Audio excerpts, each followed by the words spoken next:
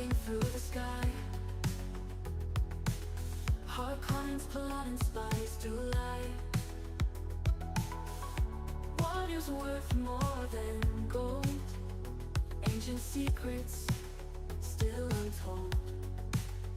Shiny whispers, dreams to thee. Bene Gesserit's prophecy. Fear the mind that's set free. In the shadows, destiny. Shifting sands, our fate to find. In the desert heat we leave behind. Promise of the place that's had a end. Rising from the dust and back.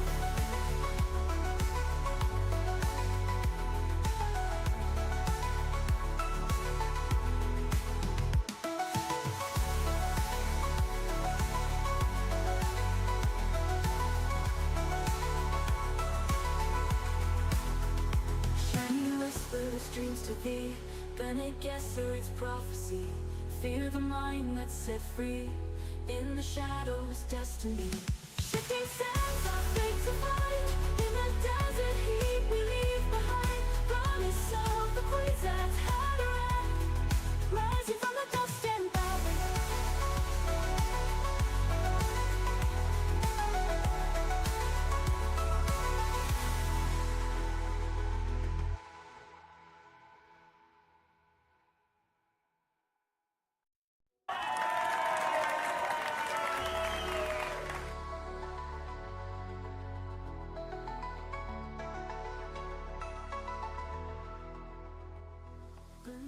All right, welcome everybody to the live stream. We are in. I tell you what, that was one heck of an episode. Let's see, make sure we get some folks in here on the stream before we start this. Really, before we kick this off,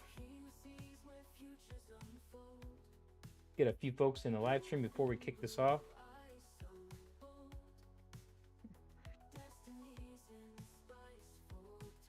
So welcome to the stream. We're going to be talking about Dune Prophecy Episode 5. Welcome to the channel. If you're a regular, you already know I'm a Dune channel, Arrakis Central. If not, welcome to the stream.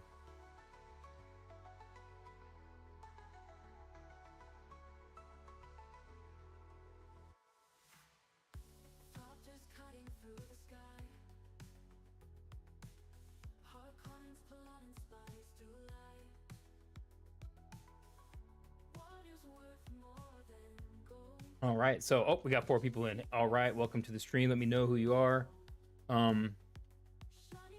Crazy stuff going on. Turns out I was wrong. I'll admit it when I'm wrong.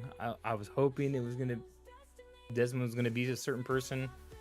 I really was hoping, but it's not. So, but it is from the books, so that's good.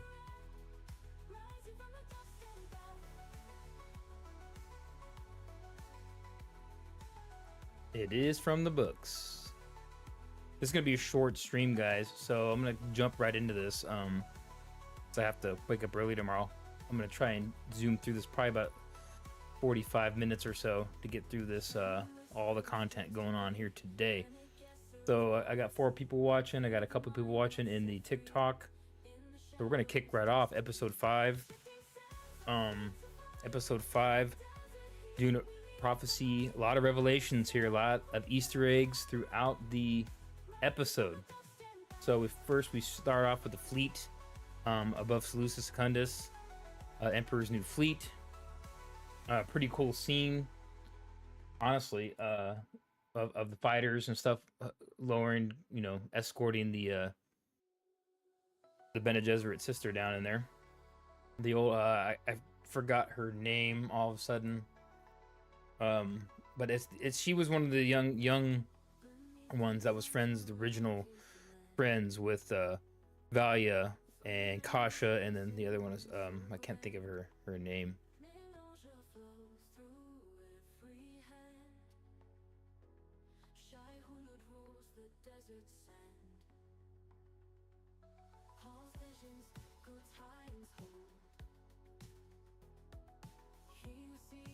Futures unfold. Blue within blue, I saw Sister Francesca. That's who that was. That's who it was. So, fleet lands, and we see Sister Francesca getting off the ship. We see that Desmond Hart is changing his uniform, kind of symbolic there in the beginning. And then gearing up, and basically what it appears to me is that the Emperor and Desmond Hart have started the precursor to the Sardaukar. That's what it looks like here. A special elite unit. That's all they really say. They don't say the Sardaukar in this episode. That's pretty much what it looks like this is the beginning of. So that's pretty. That was like a pretty cool scene when we get to see kind of the origins of the Sardaukar. That's what I'm thinking. I could be wrong, but that's what it looks like.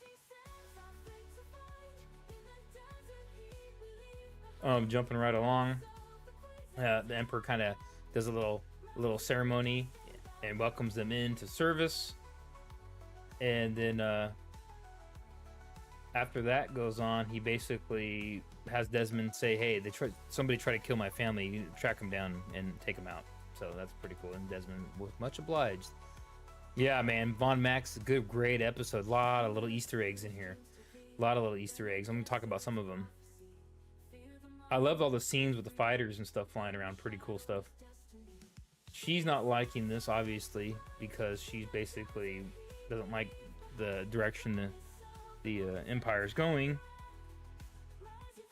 She's been unknowingly fed that from the Sisterhood her whole life growing up. So everything that we see going wrong here, or what appears to be going wrong, is all been placed by Valia. Almost everything. The only thing that isn't is Desmond Hart and the side plot of the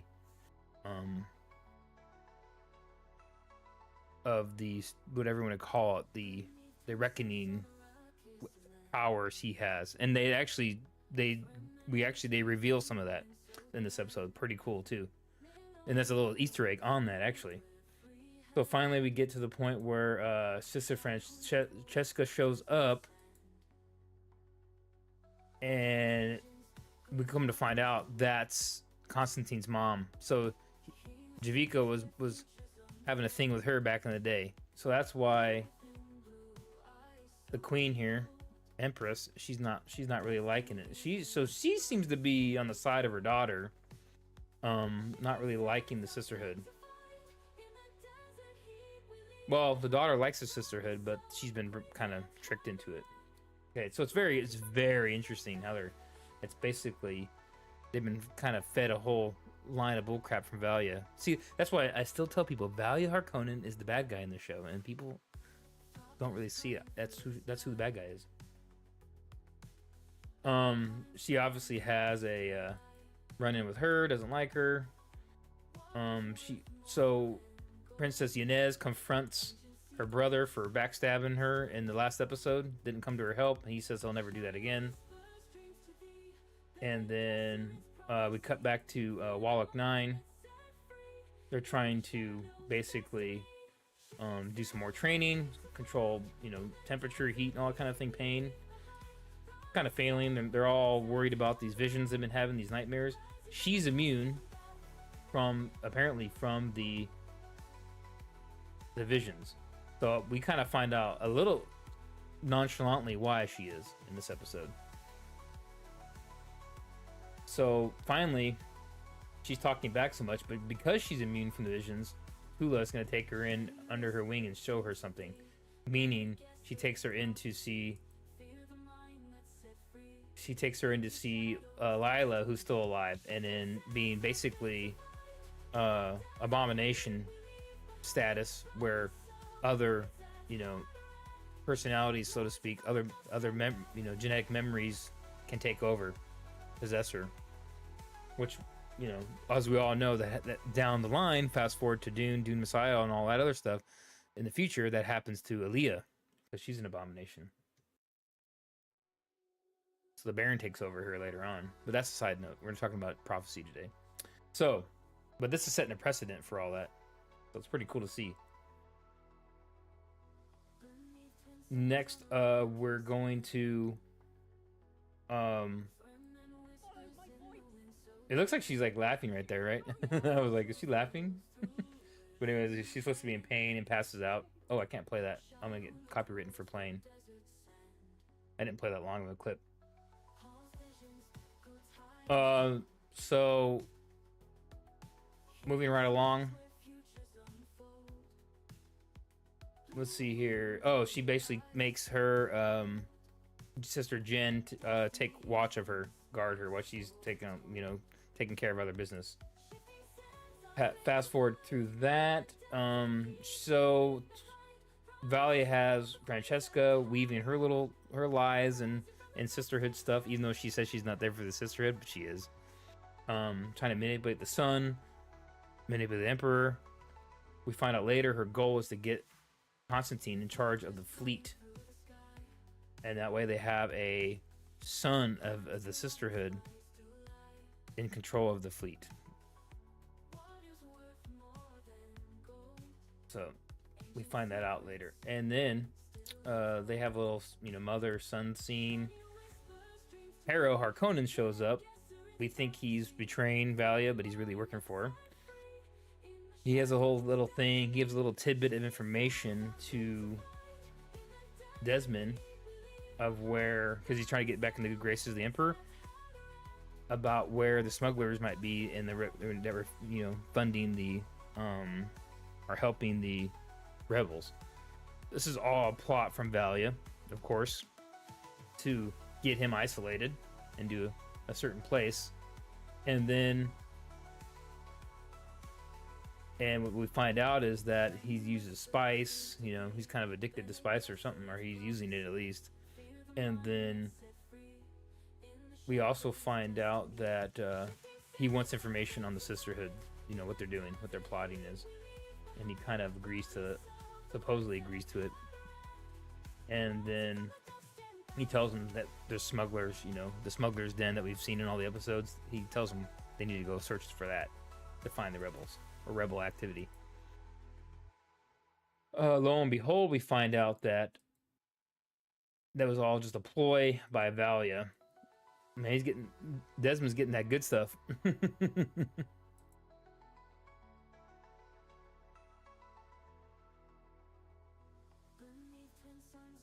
So this scene right here, what was this?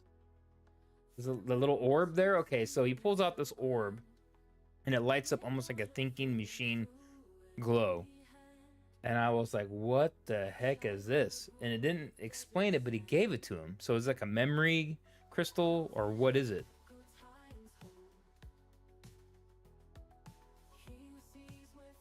So that part was weird.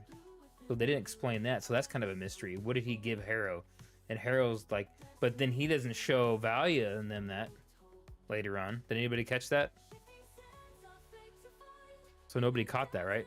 That he didn't show what he gave him. So that was interesting. I wonder what that is.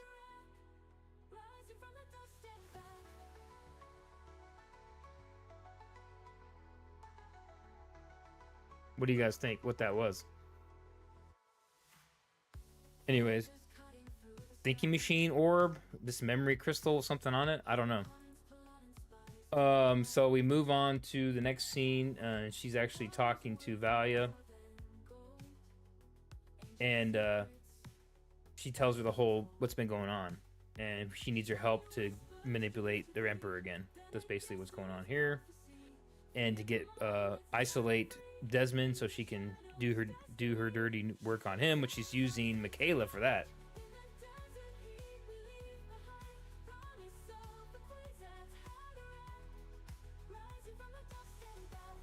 And let me turn that music down a little bit. And then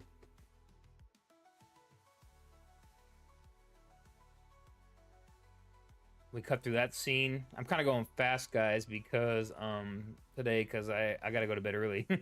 I can't stay on too long. I'm hoping to try to get at least 10 viewers again like last time, but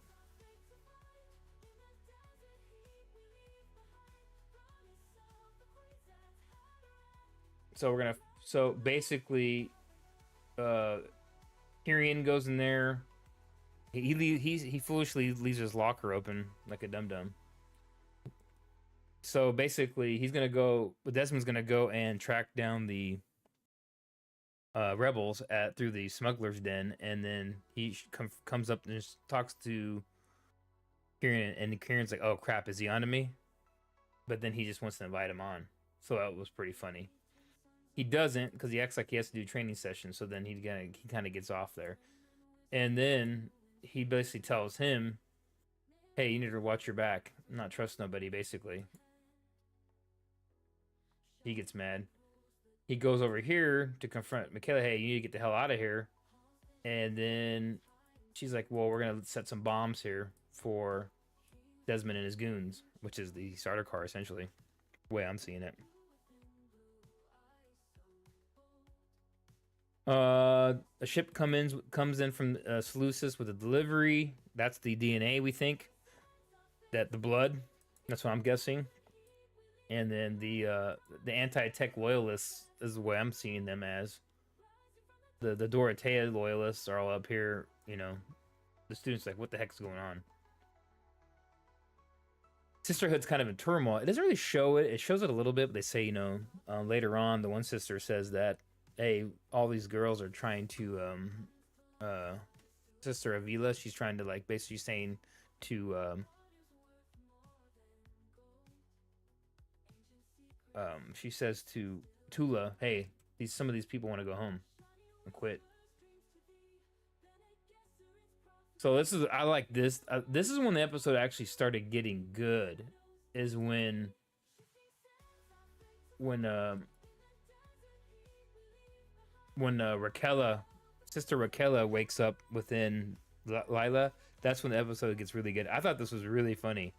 This was a good scene. This is when the episode started getting kind of good. And there's a whole scene of her. She basically Raquela takes over for a little while. He basically starts doing the experiments on the tissue from the, you know, I think it's Kasha's brain they're testing on, I think. Yeah. And then she basically says she's seen this before during the Balerian Jihad because she was basically a doctor during that time. And she actually found the cure for the Omnia Scourge, or what do you want to call it, the virus, which is right out of the books. So that's the Easter egg here. She directly references the Omnius Erasmus virus that they create to start. So what happens in the books, in the Balerian Jihad books, the humans are starting to give the AI, the thinking machines, a run for their money. So they start. Erasmus comes up with a virus that he can use on, like, basically dumb missiles, are dumb torpedoes, so to speak, that are not affected by the Holtzman planetary shields a lot of these planets have during that time. So they fly right through and they detonate in the atmosphere and they release these killer viruses. Well, Raquela finds out later on that you can use spice to kind of, like, you know, save somebody, you know, as a remedy. So she starts talking about that virus and she says she's seen this before. And then she tells Tula and Jen, hey, this was, and then basically Sister Avila shows up again too, and there's a whole scene with that we'll show you here in a second. But she tells you that she's seen the same similar virus, you know, type of damage before. So that's why she figures out this is a DNA viral, basically passed down through generations, apparently, from the thinking machines, it looks like.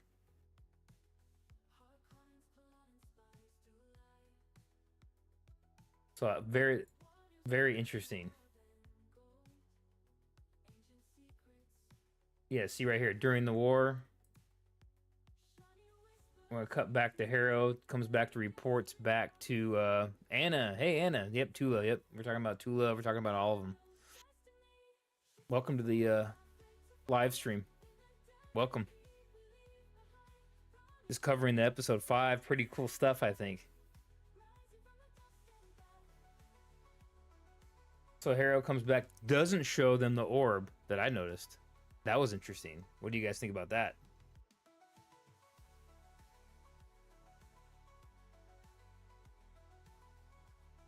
So we cut through that scene. He gets the ring. So this is very, very symbolic scene. He gets the Harkonnen family sigil, the ring, the signet.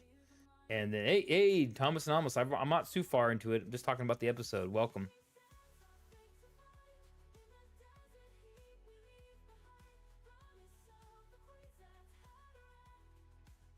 Episode 4 and this episode, man, they're just killing it. I mean, episode 4 and episode 5 so far are the best episodes. I mean, and then episode 2 is pretty good. But we get a lot more revelations in 4 and 5. So I'm guessing 6. Well, basically, well, obviously it's the last episode. So, man, after next week, we won't have any more Dune post show stuff to talk about. So I'm about to figure something out.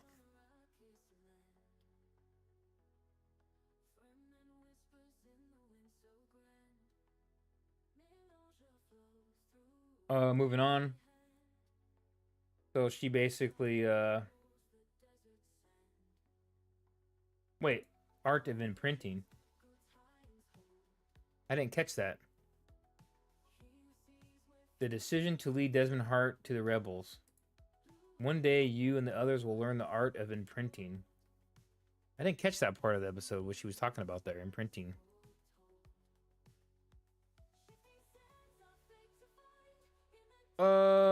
I don't know if she knows that Harrow is playing both sides. She usually seems to be. Valley usually she's usually ahead of everybody but Desmond Hart, so she probably does know something.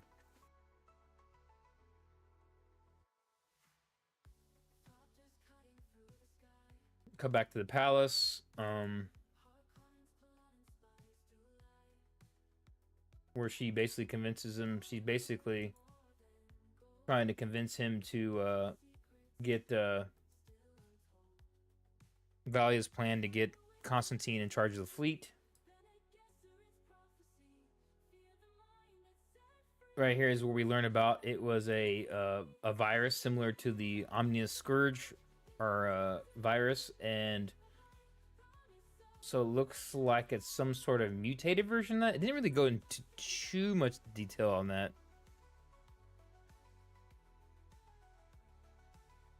But it looks like it's a thinking machine virus, like mutation of it or something maybe. Oh, and attacks the fear. So is this where we're gonna get the whole chant "Fear is the mind killer" later on? So it does something with fear. If you let the fear take hold of you, this virus, it opens you up, you know, basically psychically or whatnot. Very interesting. Very interesting.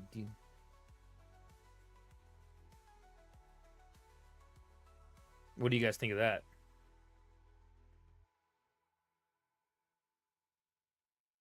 She hands her the blood sample.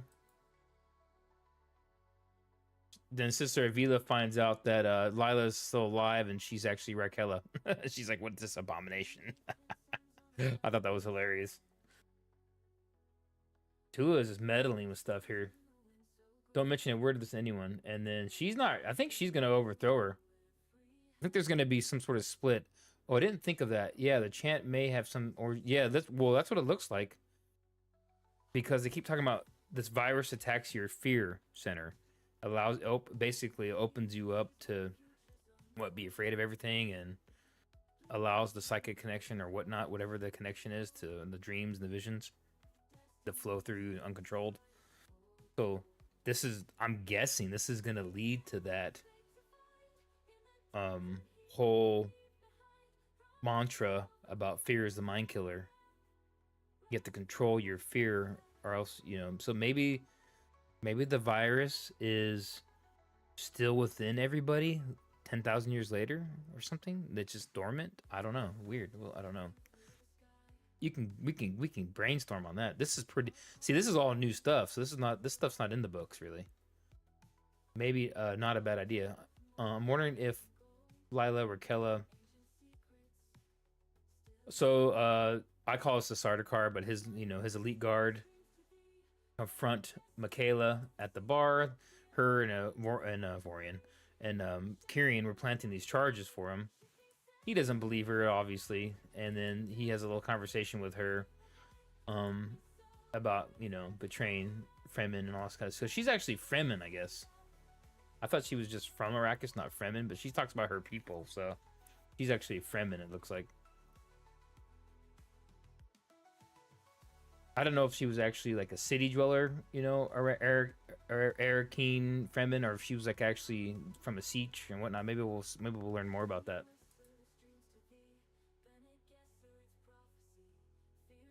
And then he's upstairs planting these bombs. He has a little thing. He's giving her a hard time about betraying Dune, because that's what she's been basically doing. They have this banter back and forth. The Sardaukar, I call him the Sardaukar, the Elite Guard, are searching for him. There's a cool little scene here where he starts secretly axing him. Tyrion. He's actually a pretty good swordsman, obviously. He's a sword master. He's probably better than all of them. And then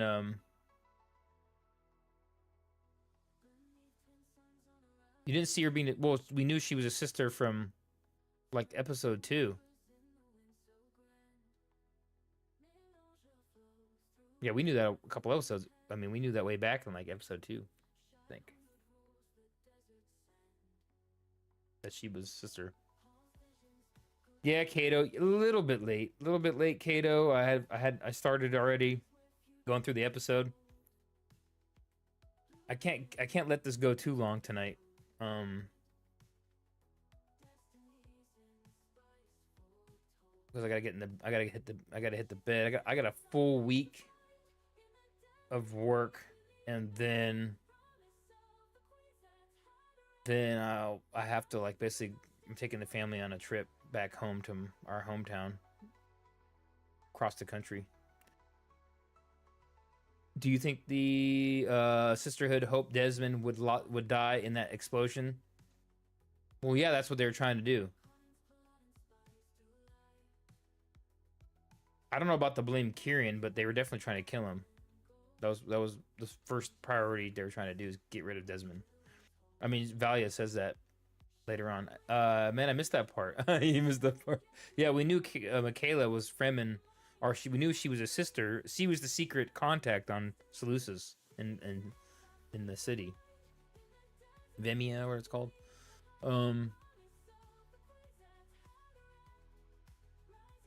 Yeah, those sisterhood knives are cool. I do agree with that. Yeah, so that whole week of Christmas, I might not be doing much videos or anything. I will be doing next Sunday night. So the final episode still be home. The final episode, we're doing this again next Sunday.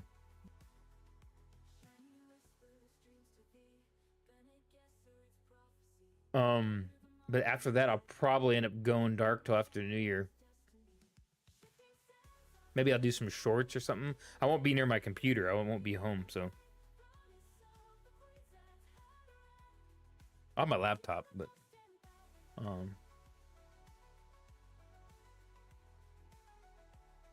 yeah, continuing on with this then. Yeah, so basically we've caught up to the point where they're at the, in the part in the episode where Desmond shows up to shake down the bar. I like this part where he like grabs some of the spice and he sniffs it and he's like, yeah.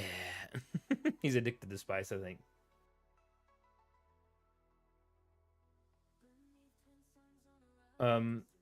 They're shaking down the place. He finds, what did he find here? What did he find here? I can't remember what he found.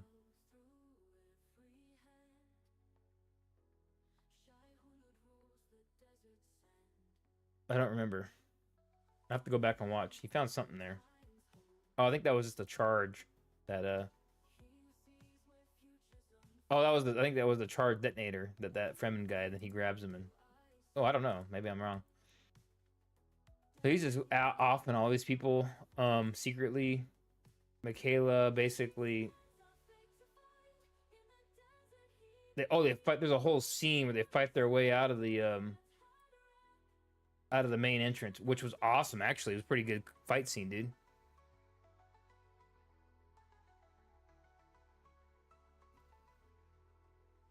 We do a whole season video. Probably will. I might have to go rewatch them all again. Actually, maybe that's what I'll do during the Christmas. I'll rewatch all the episodes, and then when I'm traveling, and then I could probably do it on the plane too. About download them all on my phone or whatever, and rewatch them all, and then start planning a full episode review, final review. Because I mean, I'm liking the show, but it ain't gonna be a 10 out of 10 because we still haven't seen a Spacing Guild Navigator, and it doesn't look like we're gonna get Vorian. But you know what? They have a lot of Easter eggs from the books, so I'm not too mad about the Vorian thing. But we gotta have a Mentat. They've mentioned the Mentats, but they haven't showed one, and they haven't shown a Spacing Guild Navigator. So I'm kind of angry about that. So the show definitely won't be a 10.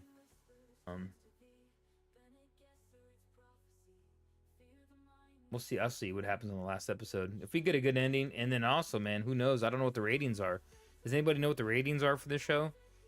I wonder if it's gonna get greenlit for a season 2.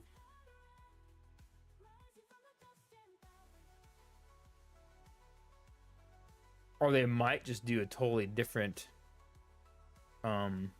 Dune story, totally different show, maybe like set on Arrakis or something. Wow, what a treasonous kiss from the Empress. I think you're right that Javika will get offed. Yeah, I think I said that last week, right? Or what before? Yeah, he's done. He's gonna be. Yeah, all of the Krinos and this entire bloodline, the recent one in this story, they're all dead. They mentioned. Oh, that was another thing. They mentioned Roderick. He mentioned Roderick, and when he was talking to the mom, that was the grandfather. That was Javiko's dad. He was executed, or well, they don't know for sure, but he pretty much was assassinated. Then you talk about the butlers, because that was originally the Krinos, but that was Butler and Jihad times. So this whole scene, they blow the place up, and then that's when Kyrian is like, basically, you've been playing me. He realizes she was a sister because she pulls the knife out, and that's when he realizes he was being played the entire time by them. I think the way the show is going, so Thomas Anomalous, does this episode feel like episode 6 won't be a complete story? I'm getting that vibe too, man, because 6 episodes isn't enough to close this out. The problem I have is if this show doesn't get greenlit for a season 2 and we leave it on a cliffhanger, that's going to be brutal, dude. It's got high ratings then. I don't care so much about the reviews. I care about how many reviews. I care about the views. Does that make sense? We care about how many people are tuning in to watch this show. And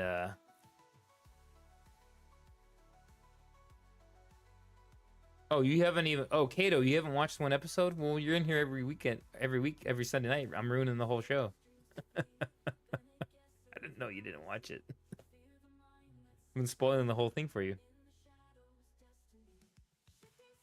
Well, sorry about that. Hey, man, I'm glad you guys showed up tonight, though. This is awesome. So, Kieran's pissed. He found out he got tricked by her the whole time. Dude, I love these swords, dude. I wish I could get one, like replica. But he's mad. He was basically, she was playing him. She kind of walks off. Sister Jen still watching. Lila, she wakes up again, I think, here. Oh, we didn't show it here in the still shot, but before the place blew up, Desmond turned his shield on, so it kind of protected him from the explosion. Because shields protect all kinetic kind of damage. He's mad. He finds that the mom's in here giving him a pep talk. Basically trying to make him, be more, badass or whatnot. And then we find out later that before we get to that point where he unveils the I think rewatching gives you ratings views for Max, I think. This show is definitely not as hyped as a Game of Thrones, but it's got some hype to it. I mean, especially from some true Dune fans. They like this. Well, it's mixed between Dune fans, but I think people are still watching it. Dude, I like this show. It got better. It's only gotten better, through the episodes, so that's good. I actually come to like the characters, you know.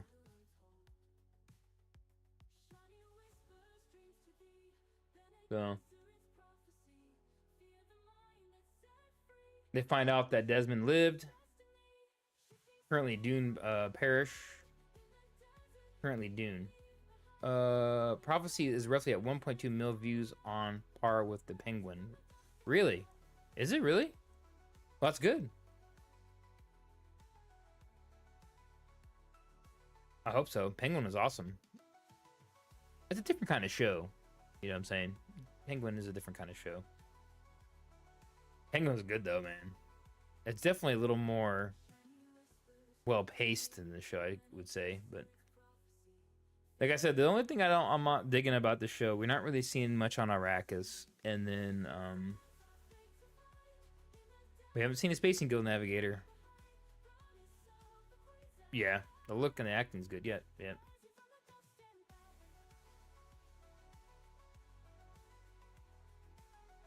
Oh, she's basically Michaela's not happy with Valia using her, and she's like, "You did your mission," but she's like, "Oh yeah, sure, you're using me." So she knows that she's using her, and she's like, "Be careful, you say." And then,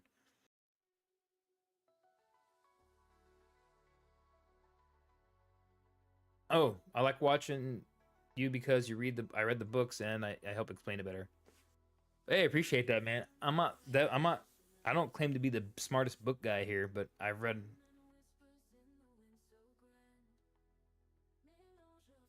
these prequels. In fact, I'm rereading them right now.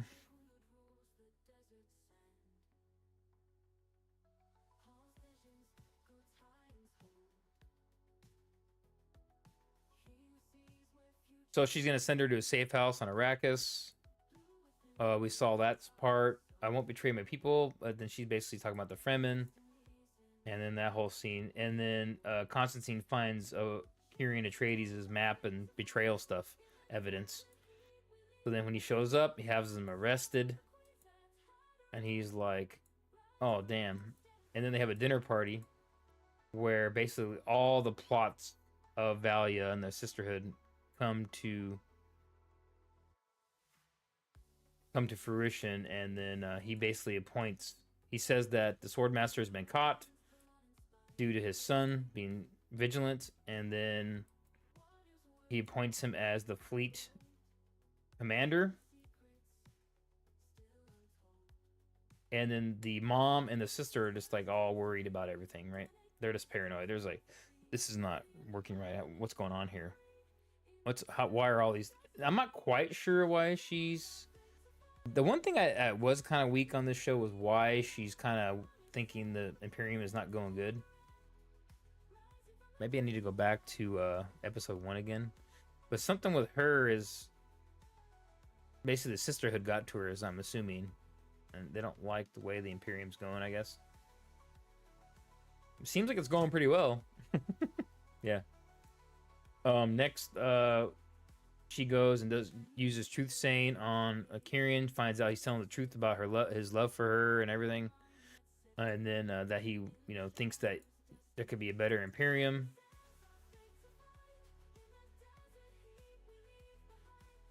I think overall she thinks that the Imperium is too gluttonous or whatnot. Like it's basically the little people are getting crapped on and that kind of thing. I think that's what it is. That's basically Kyrian's motive too. And the houses are just basically, crapping on the little guy. It's your standard, peasants class, rich class, nobility class, taking all the money kind of situation, globalist, so to speak, type. That's why I think she's basically not happy with it, and she's basically in it because she's a princess.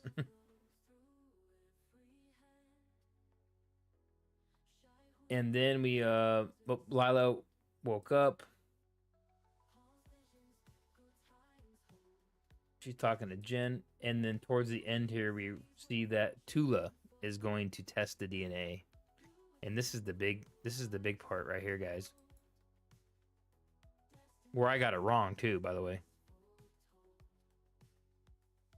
So she puts it in the computer, the AI, the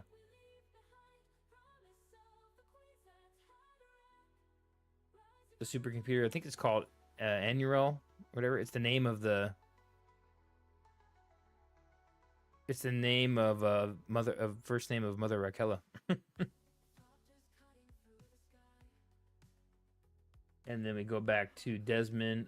He starts kind of having a little closiness with the Empress. I was like, "Ooh, what's going on here?" It's some kind of some spiciness, no pun intended.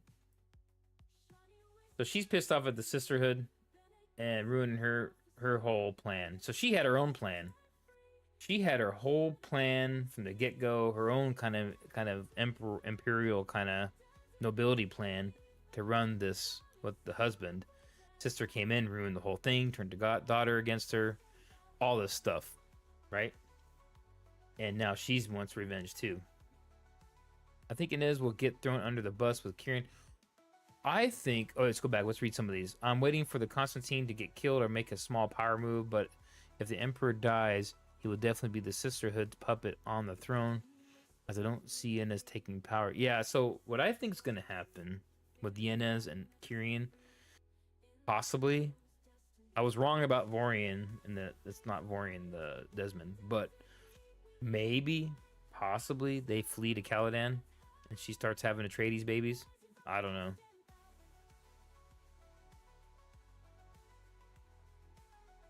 So we're gonna get into that about the child part. Okay, so this is actually makes sense. It's right from the books. So I think I've said she had a kid before. I didn't know that they were gonna go this route though. I was wrong. I even made a video thinking it was Vorian. It had the markers of Vorian, and I was completely wrong. But I made a whole video that's doing well about it. It's funny. I was hoping, wishful thinking. Now I got to do a video about this kid because we don't know that kid's identity at the end of Navigators of Dune. But I'll talk about it in a second here.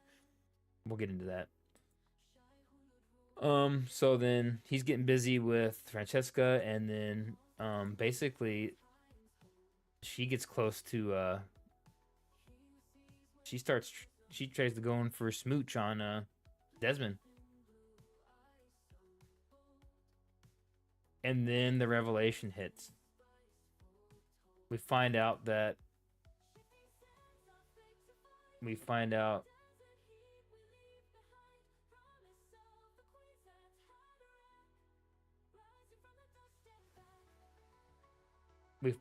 that there we go. The Desmond is the child of Tula Harkonnen, which is Ori Atreides' love child, the one she murdered in episode 3 in the flashback. So what way do you want it to end, and how do you think it will end? I don't know how it's going to end. How I would want it to end is not really... It's not going to end well, because that's Dune. But we know these bloodlines survive and keep going on. What I think is going to happen is that Tula... I think some of the other sisters are going to overthrow the sisterhood from the Harkonnen sisters. I think. Possibly. And then they're going to basically make it the Bene Gesserit and instill the new disciplines. Okay, the disciplines that we saw in the movies, in the books and all that. Fear is the mind killer, all the mantras and new Bene Gesserit disciplines. So that's probably what's going to happen with that. Then with, yeah, I think Yanez and Kyrian are going to flee together to Caladan, I think. Possibly, or somewhere. And I think they're going to continue on the Atreides bloodlines. The theory I have. I don't know if it's going to happen. And then Harkonnens will stay in power. Harrow might. I don't think Harrow's going to get killed. I think he's just going to actually continue on the House Harkonnen along its its ways. But you notice that Harkonnens I don't think really ever used Trueslayers, because remember, the Baron never had them. He didn't trust the witches, so I think something's gonna happen where they're gonna totally. I think something's gonna happen with House Harkonnen where they're gonna totally distrust the Bene Gesserit forever. They have him at some point because the Baron was manipulated by the Bene Gesserit later on too. That's where, because Lady Jessica, if we're jumping timelines here, but Lady Jessica was his daughter, and the mom was the Mother Superior Gohaim. Now that's in the books. I don't think they'd tell you that in the movie. But that's her mom. I don't think she knows it, but doesn't really say it in the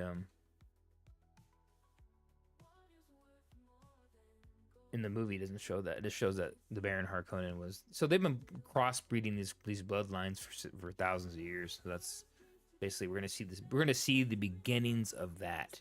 I think that's how the show is gonna end. We're gonna see the Bene Gesserit kind of start. We're gonna see the Sardaukar and the Carino constant manipulation by them locked in. We're going to see House Atreides start to rebuild. And then Harkonnens will basically still hate Atreides, and I think that's basically how it's going to happen. But ultimately the winners on this are going to be the Sisterhood, the Bene Gesserit, because they're the ones who basically get their fingers in everything, and they maintain it for 10,000 years. So that's how this is going to end, because we already know that. Face reveal? Maybe when I start playing the game, probably I will. Green screen or something. I did a poll months ago, right? And I was like, hey, should I show my face on my videos? And people were like, no, we don't want to see your face. And I was like, so probably not for my videos, but when the game Dune Awakening comes out, I'll probably, on the game streams, I'll probably do green screen.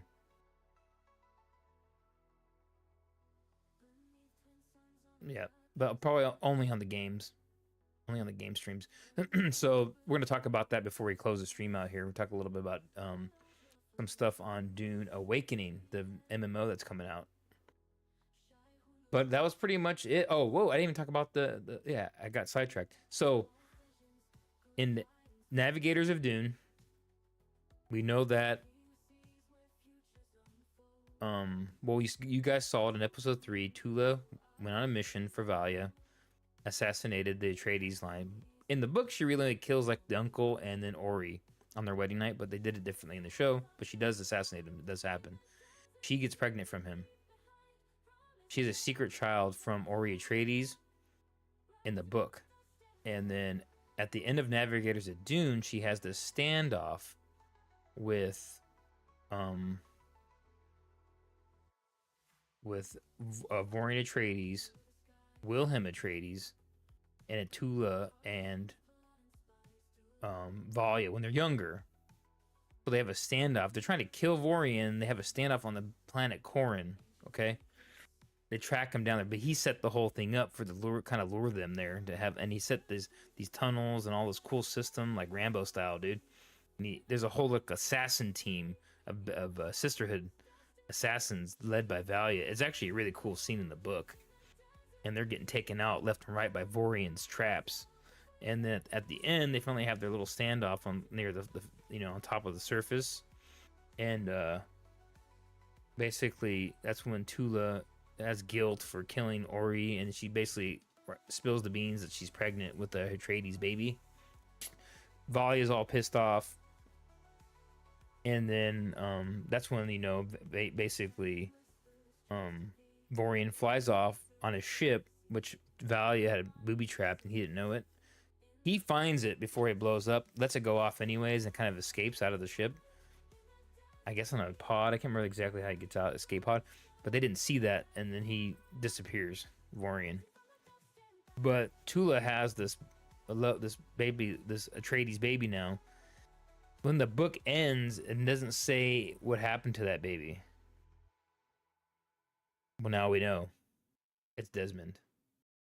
So the baby lived. It looks like she gave it away, whatever, with smugglers to hide.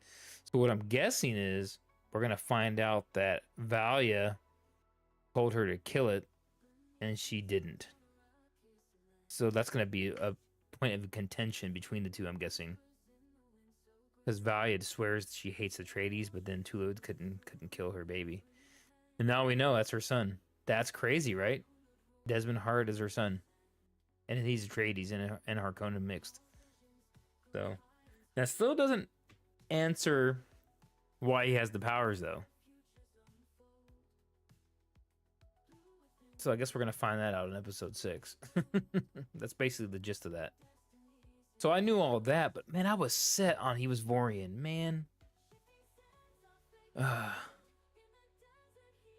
It looks like we're gonna have a little bit of flashback. I wonder how long the next episode is, the last one. I hope it's like an hour and a half or something. I hope it's longer. I hope it's not just an hour, because there's gonna be too much stuff in there. Desmond's not a Gola, so they showed that in this episode. So the Gola people were wrong too. But it still doesn't show how he can control the those powers, the virus, whatever power thing. So it's a virus, I guess, that's inside there he can control, I guess. Maybe that's what that orb. Maybe he does have thinking machine device. So those people, it's looking like the Gola people of Ixian technology. That might be closer to that side of the house than my original failed Vorian Atreides hypothesis. Man, I was wrong. I was so... Shoot, I was hoping it was going to be. Oh, well, guys. But I still like it, though, because it's straight out of the book. So either way, I'm happy. I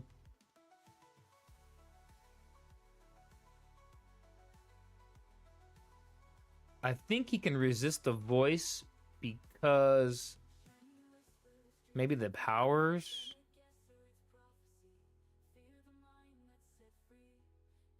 Or maybe he's a Atreides heir. But I don't think all Atreides people... Vorian can resist it. But that was so far removed. I don't think every single person could resist the voice. Because she uses, like... So Tula uses seduction stuff on Ori in the book. The funny thing about Tula in the book, she's like a blonde bombshell. She looks like a supermodel. I think that's kind of funny that they didn't do that in the show. They would have had to have cast who's that famous blonde everybody likes now?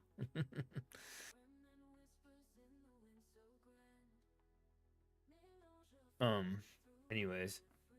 Yeah, so that about sums it up, guys. What do you guys think? What are you guys thinking about this episode? I liked it a lot.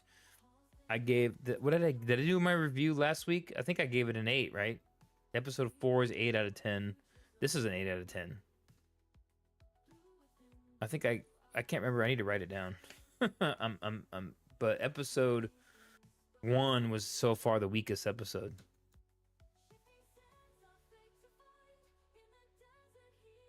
And the next not as good one was 3. It goes, the highest ranking is probably 4 is the best episode so far. This one's second best, then 2. I think episode 4 has been the best episode of the season so far. With that whole throne room scene of the council scene, it was awesome, right? I don't know, that fight scene tonight though was pretty damn good with Tyrion. So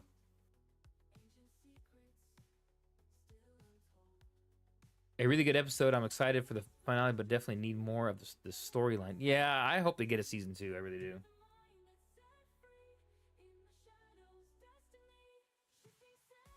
Yep. So that's pretty cool stuff, guys. Pretty cool stuff.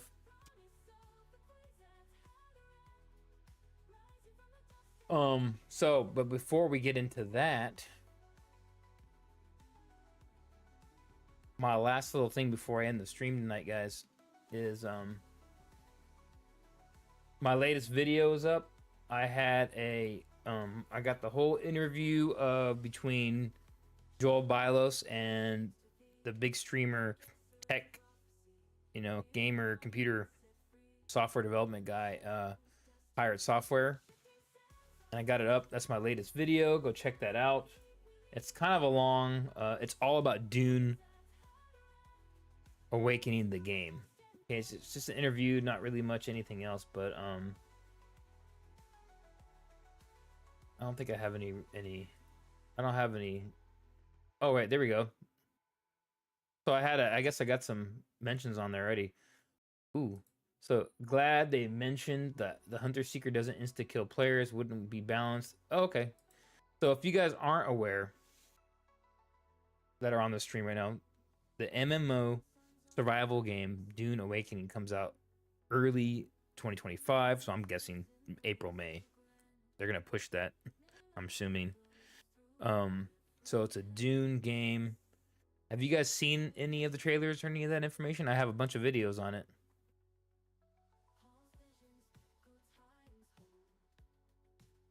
Yeah, episode 4 was my favorite of all the shows so far. Oh yeah, I'll check it out tomorrow since the weather won't let us work. Really? So you're somewhere bad weather. People, I need opinions. Does them saying Omnis confirm it's him, not the God Emperor?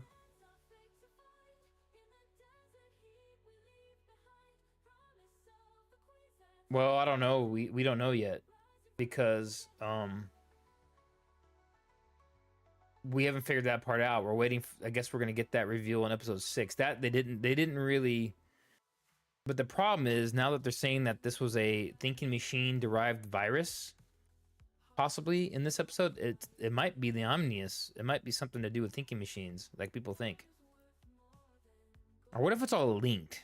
So if it's all linked, the God Emperor and everything from thinking machines, it's all linked, somehow. Maybe it just morphed. Yeah, the trailers look great. I may even pre-order it. I did vow I wouldn't pre-order games anymore. But I will pre-order Dune Awakening when it's open for pre-order. I don't know if they're gonna do some sort of collector's edition or something like that. I will be getting that if they do. Everything else though I won't pre-order anymore. I'm waiting. Oh, North Dakota. North Dakota. Is that up there like Minot Air Force Base? Is that North Dakota? Or is that a different area?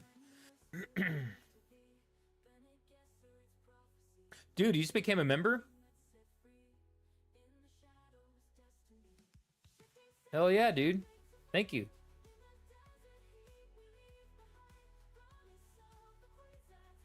You just go into hit the join button.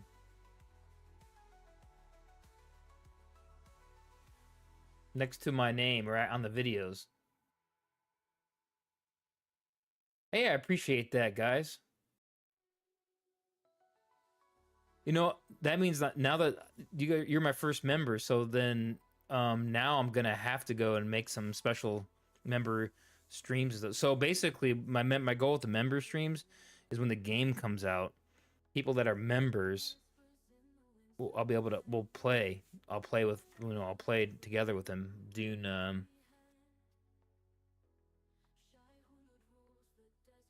Awakening.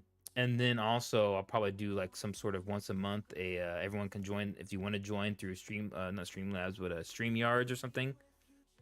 I'll do a member stream. You guys can join in. Oh, you don't have to be, man. Yeah, if you're, I don't want people to if they're pinching pennies, you don't have to be a member.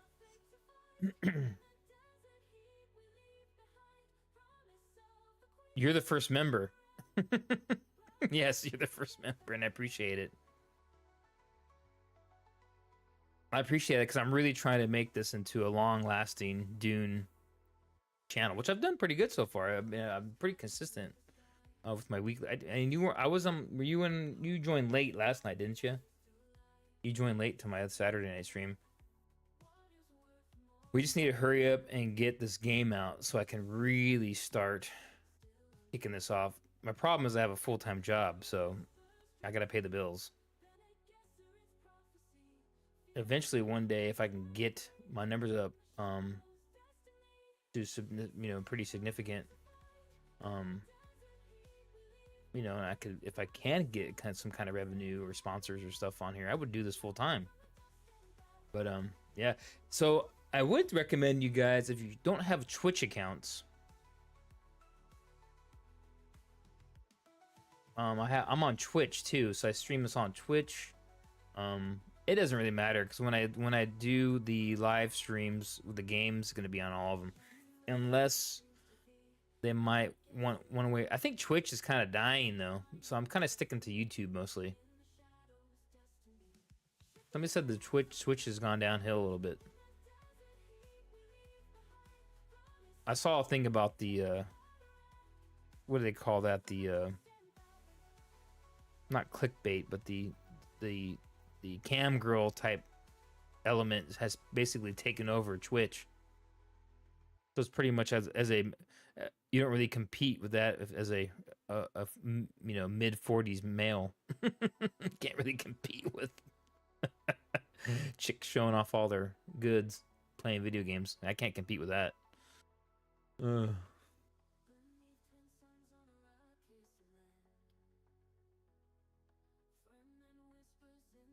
Oh, you on? Yeah, you do shift work. Yeah, well, I know how that is. I used to do 24-hour shifts in the army.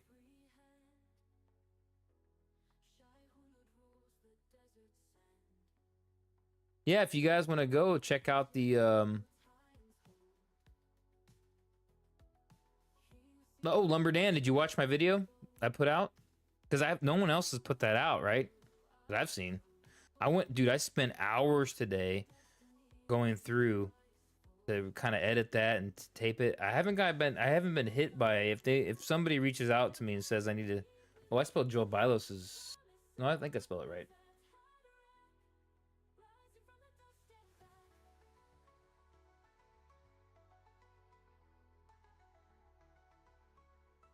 Yeah, YouTube seems to be my best bet right now. Oh, that was you. Was that you, Lumberdan, that commented? Oh yeah, I see you right there. I didn't realize that it was you. Yeah, I see it now. Yeah, so I haven't seen anybody else repost that video, and they haven't reposted it. So Funcom hasn't posted it, or the Pirate Software guys haven't posted it either as a separate video. I went and I looked.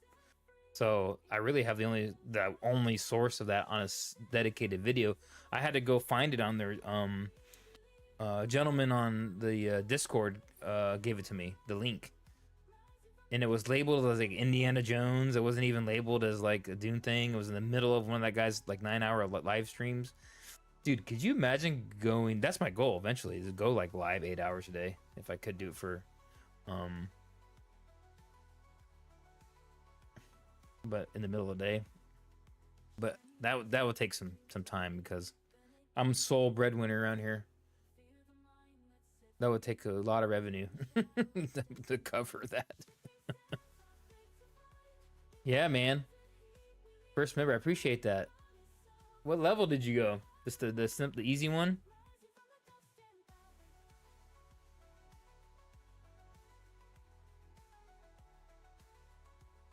I'm gonna have to add better perks in and change my emojis and icons. So I'll work on that.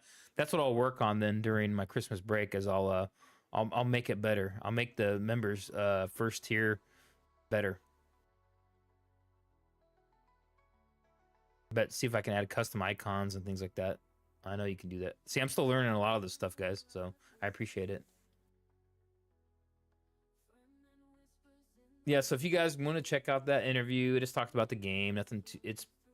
We did learn one thing that I really liked, was that there's going to be class, not a class, but you know, a revenue system you can do where you are a scout and you create cartography maps of the deep desert areas where stuff is, like treasures and spice plumes and all kinds of things. You can go, you chart them, you make a map, and then you can sell that map to other guilds in the game.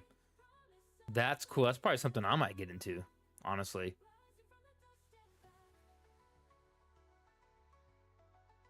Yeah, no problem, no pressure here. I mean, if you got, I mean, you guys can. Oh, Kato became a member. What? Hey, what's going on tonight? Everyone's joining up. Hey, I appreciate it, guys.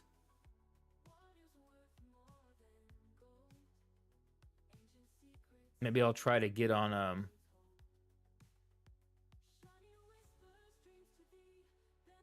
maybe I'll try to get on some of the Geeks and Gamer guys' channel. That's not really my thing. They're more like into dumping on stuff and dumping on Star Wars and all that kind of things. I kind of just focus on Dune in this channel. So, but I kind of stay away from too much politics directly on here. That was one of my goals, was to kind of have not a neutral per se, but kind of have it more toned down and just focus on the lore, Dune, the properties, the movies, the merchandise, and just kind of the fandom of it, instead of getting into some of the people that just, which I agree, there's a lot of stuff I don't like that's happening with other franchises, but I kind of just, my purpose for this one was to kind of stay a little more positive than it is negative per se. But luckily, I'm just happy that they haven't really gone after Dune franchise too bad yet. It could happen, I guess, but so I'm a big fan of the so then again, I like watching Angry Joe too, and he's kind of more of a politically left-leaning guy in real life, but I still love those guys too, so I watch everything. I'm kind of a neutral kind of guy, central kind of guy anyways, on a lot of things. Like most people, you're just kind of, your personal politics is usually hybrid, right? Generally speaking. Lumberdan, how was your oh, it's right, you got in late. Oh, it was awesome, dude.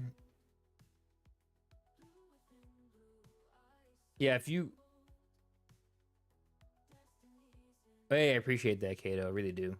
And I try to make it kind of clean for kids. I don't really cuss a lot. This is one of my things. I cussed like a sailor in the army. Well, a soldier. So I had a mouth on me. And when I retired, I had to kind of clean up my language because I started working around women and regular people that weren't military. So I had to watch it. So now it's kind of a habit to not cuss for me. I try. Sometimes I will, but I try not to. Man, I mean, I would cuss like the best of them in the army. I don't know if a lot of people knew that. I've talked to you guys before, but I was a retired army vet.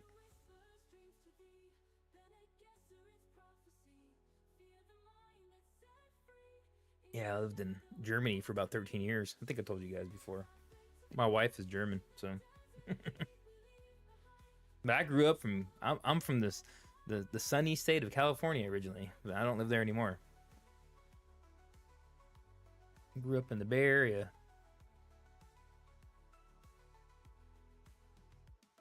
I'm right outside Napa. But now I'm in the deep south.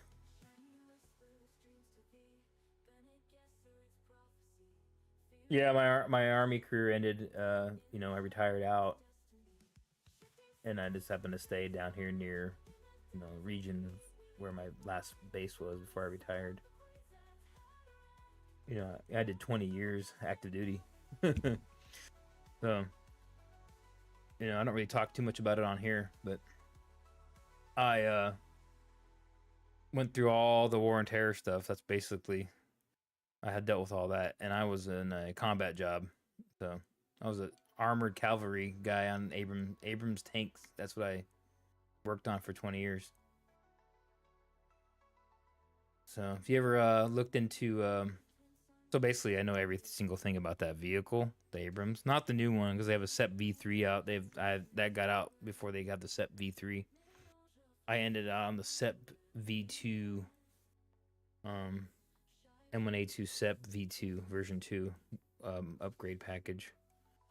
SEP standing for System Enhancement Package. That's the acronym. But I started on the old A1s, M1A1, not A1, but yeah, the M1A1, the heavies. So as a private, did it all, driving, loading. And I was promoted throughout the years, became gunner, tank commander, platoon sergeant, did it all. And so I know a lot about the Army, and then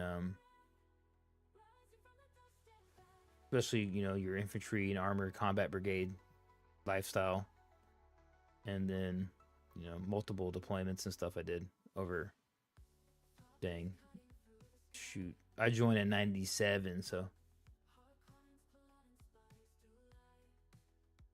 Oh, you're a firefighter. Yeah, my buddy's a firefighter in San Francisco. He was an Army guy, I knew. So I have a good friend that's a firefighter.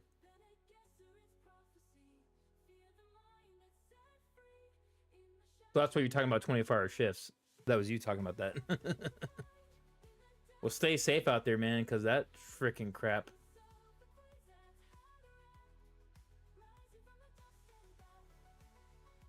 I mean,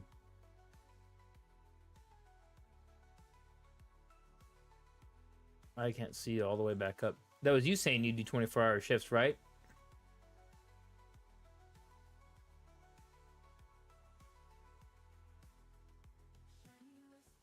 Yeah. So that's why you're a firefighter.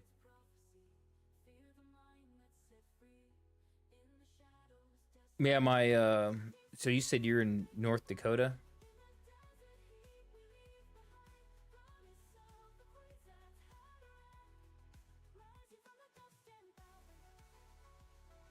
Now I gotta go back and look at your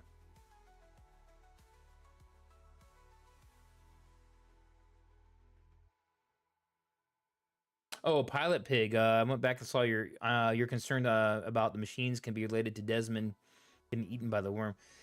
Yeah, I don't know how they're gonna do all that. Going back to the show.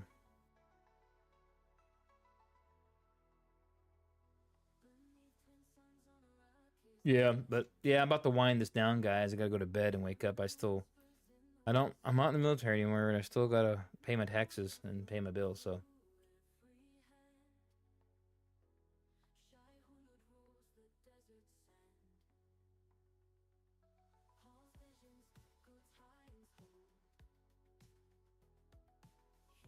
Yeah, you got to do the control burns and the forest management and all that kind of stuff. Yeah, which a lot of states don't do, and then they wonder why all their neighborhoods are burning down, like in California. Oh, we can't do forest management. It hurts the animals. Oh, why is half the state burning down? Morons.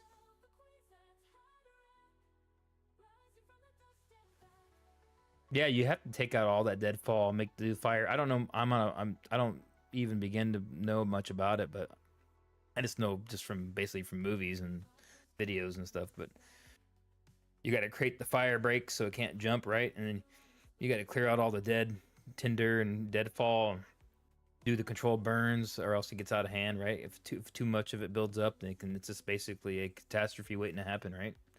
Is that like the simple man way to say it? I'm guessing there's a lot more technical stuff going in, I'm sure, on there. But I don't know much. I don't know anything deeper than that, really. I don't know. I know you guys study like the chemical reactions and the flashpoints of all the different types of chemicals and different types of wood, right? And all that kind of. You guys get hardcore into it, I bet. I did some Army training about chemicals, like transporting of chemicals, and that's a big deal. Like, we're basically like a lot of people don't realize Windex that you buy in the store is highly flammable. It's like a little freaking blowtorch. Oh yeah, all half the stuff you buy in the stores, um, is some nasty stuff.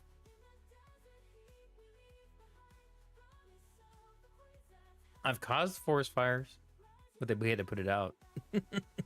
Shooting tank ammo in this middle of the summer in Germany. You get to de-link your ammo, so we have, for like a belt of like a 240 machine gun, you have to in the summer when you have high drought fire warnings, you have to take the tracer rounds out. So every fifth round is a tracer round, and a belt of I don't know, 249 ammo or 240 ammo. So you have to delink it and put a ball ammo in there. So you can't use the tracer, because the tracer is really what starts the tracer round, is really what sets off the fire.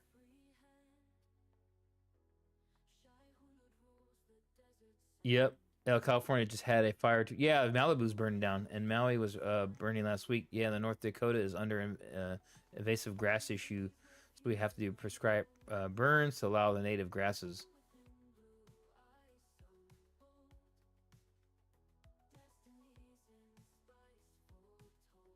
Start a few more.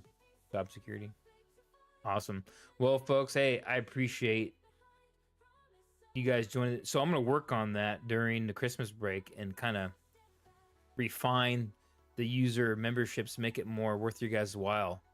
I'm gonna look into that and maybe do some user videos and stuff.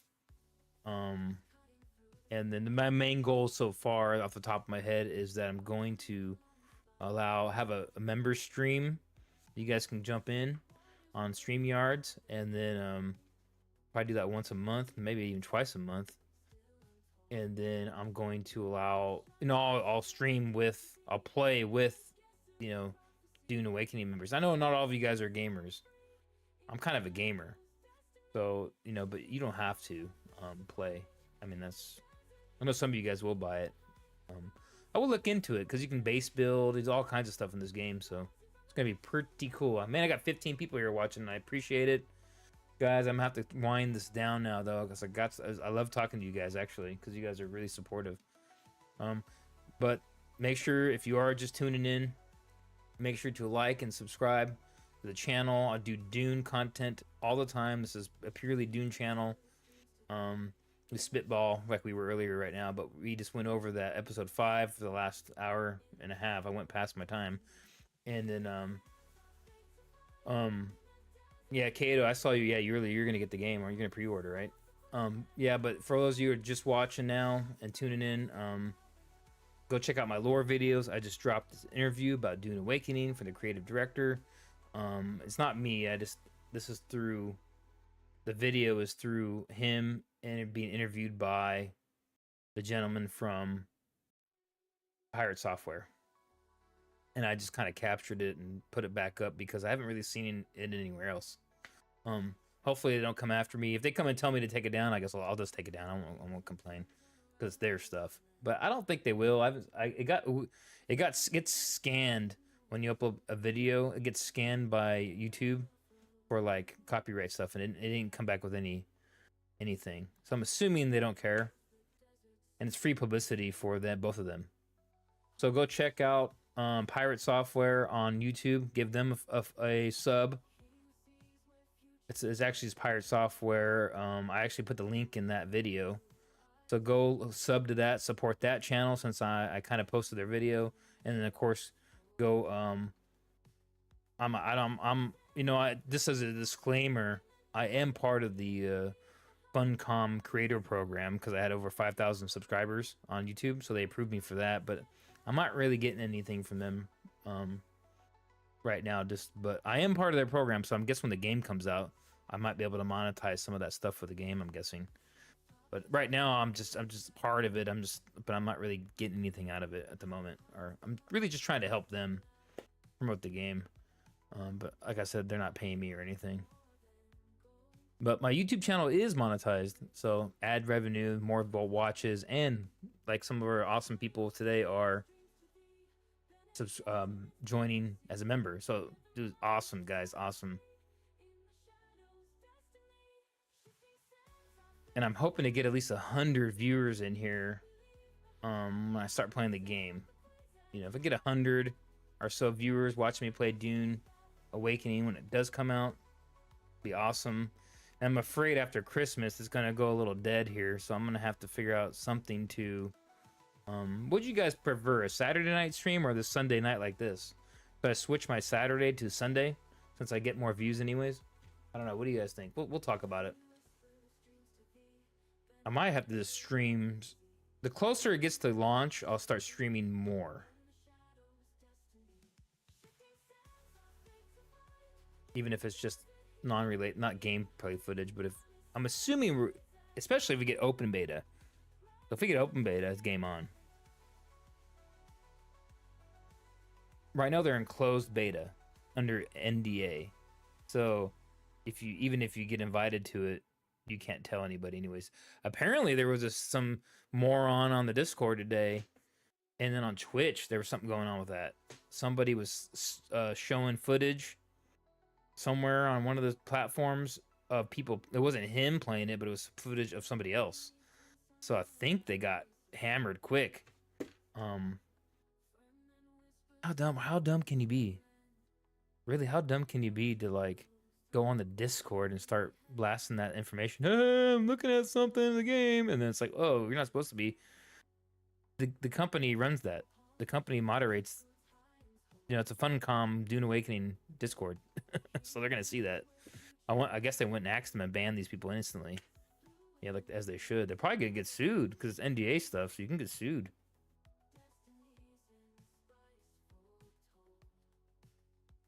Yeah, so let's be careful if you are signed up and you get invited to the closed beta.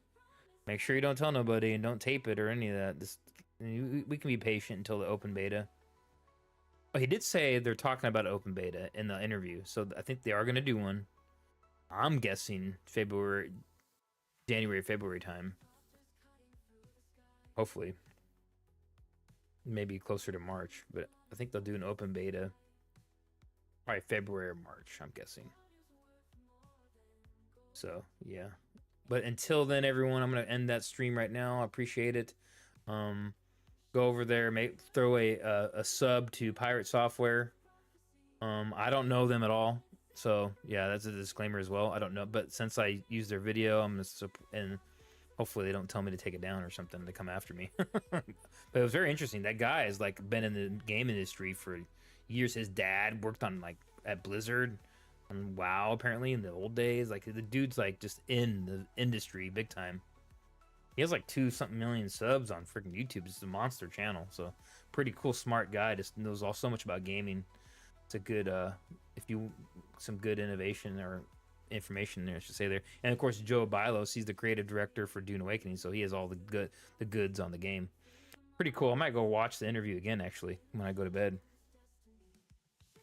Yep, good night, Thomas and Alice. Thank you guys, everybody, for, being a member now. Signing, tuning in for my random rants on my ADD brain going cuckoo with Dune stuff all the time, jumping all over the place. Appreciate it. And I will see you guys next week for the final episode. And don't forget, Saturday nights, I do my live stream, my Dune News Weekly. This yesterday's was kind of funny. Go take a look at it. I talked about Timothée Chalamet showing up to his movie premiere for the new movie he has with the Beyblade. He's holding a Beyblade, the little spinning toy. So that was pretty. He's a funny guy. So yeah, but it's pretty funny. And I probably might even do a giveaway again, guys. I'm thinking of a giveaway possibly for another of my Dune cards. And now that I get a lot more people, but maybe I'll do a giveaway on a Sunday. It's possible I might do a giveaway on another Dune card. But I still have all those Dune cards that are pretty hard to get. So maybe one of you guys might win that. Were you guys around for that other one when I did the original giveaway?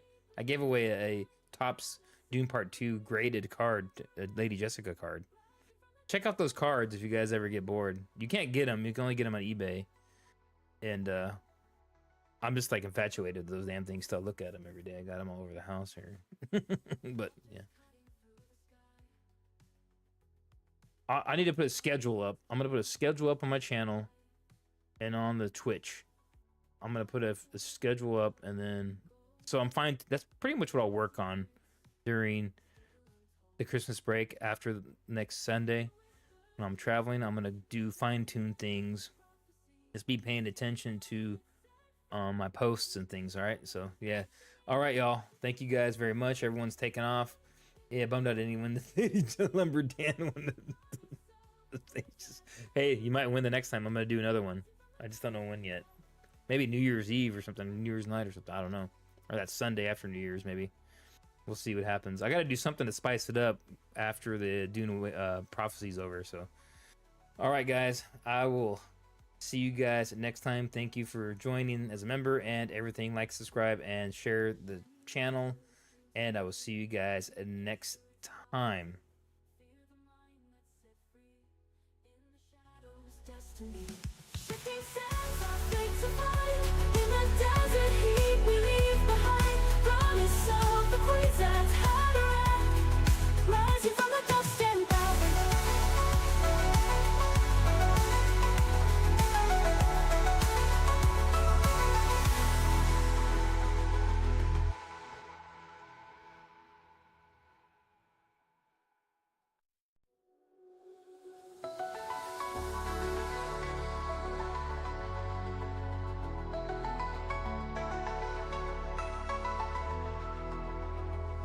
beneath twin suns on Arrakis land, firmament whispers in the wind so grand. Melange flows through every hand. Shai Hulud rules the desert sand. Paul's visions, good times hold. He who sees where futures unfold. Blue within blue eyes so bold. Destinies in spice foretold. Shifting sands are fate to find. In the desert heat we leave behind. Promise of the queens that had a end. Rising from the dust and back.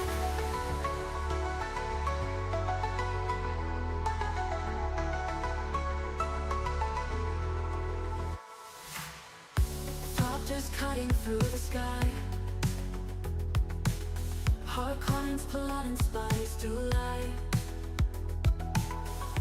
What is worth more than gold? Ancient secrets still untold. Shiny whispers, dreams to thee. Bene Gesserit's prophecy. Fear the mind that's set free. In the shadows, destiny. Shifting